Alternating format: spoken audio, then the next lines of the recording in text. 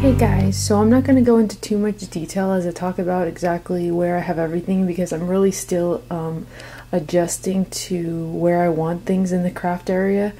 I seem to have things somewhat organized, but I change things around as I go and see what works for me since I haven't crafted that much in my new area to be able to know what's going to work for me and what's not.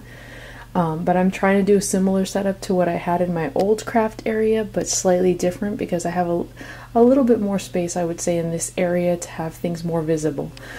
For one, I have my stamps a little bit more visible. If you guys saw my old stamp, my old craft room, I had a lot of times the stamps right in front of my desk in a bin like this. I didn't want to use that bin for that. I wanted to have my stamps accessible but to the side because these are very easy to pull out and put on my desk as I craft, as you can see.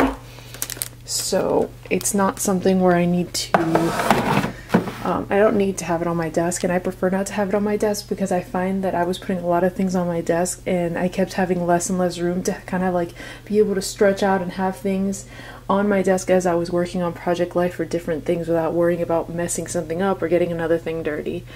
This next bin, this is just more stamps again. The only difference with these stamps is these are pretty much a lot of my Studio Calico slash what I use for Project Life in these two bins.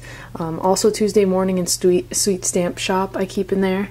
And then whatever new things I get as well. And then this one has some of the ones that I also use for Project Life, but also card making, and then random ones that I want to use and keep visible, and my American Craft ones, and so on and so forth.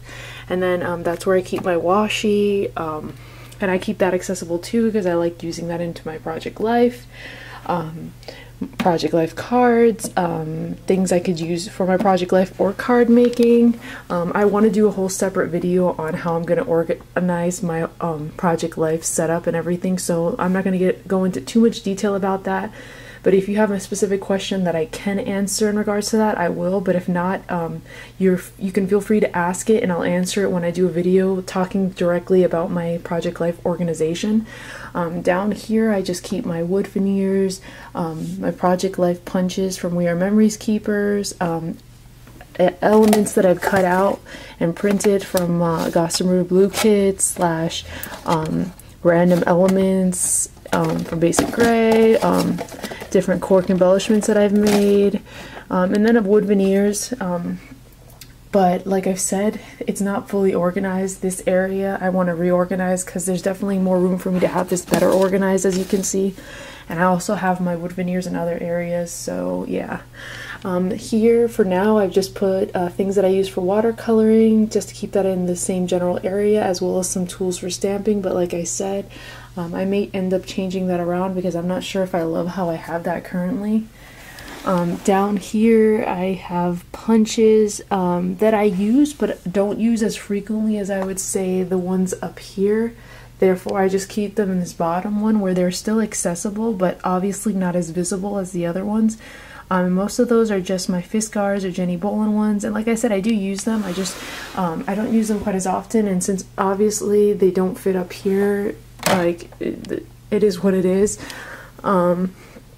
Then I have this other little section here where I keep my letterpress stuff, as well as Ziploc bags that I use for my 6x6 pads to keep all the extras together with the coordinating pads. This smaller shelf here, I have these Crafters Companions containers with little elements that I use sometimes in my crafts, but I want to have them more accessible so that I can use them more often, as well as my envelope punch board and my random Sizzix die that's just a very long die, and then my Amy Tan stencils and all of that because I do use those quite often, so I wanted to have them reachable from my desk, which as you can see it's very accessible. And then my printers on top of there, as well as my album. And then I showed you guys like a quick sneak peek in my craft area montage at the start of my video. The inside of my craft desk. I have no idea where the string is from. Oh, okay, it's from one of these bags. Here I mainly keep my embossing tools, embossing powders, and things that I generally use a lot in this tray that I picked up, I believe, at TJ Maxx, and it was a really good find. And then pigment inks and my tools, and yeah, I keep things that I would most likely use. But for now, like I said, things may change. I'll probably talk with you guys about that if I do change them whenever I get a chance to, but I also have my cutting tool, I have a mat for stamping, you know, I have my Tim Holtz silicone mats, and then down here I have my Cuttlebug and more stuff like that. And I'm sorry about the lighting, you guys, it's just, this room doesn't get great light even though I do have a window. So, because it's like the patio is right in front of the window, so you don't get as much light as you want. And on a random note, can I just say, if you guys like lemonade and you haven't tried Hubbard's mango lemonade, it's from Whole Foods. I don't know where else they sell it, but it is delicious. But warning, it is extremely tart, so you really have to like tart sweet things and stuff, like if you're a fan of Sour Patches. But anyway, on to my next cabinet.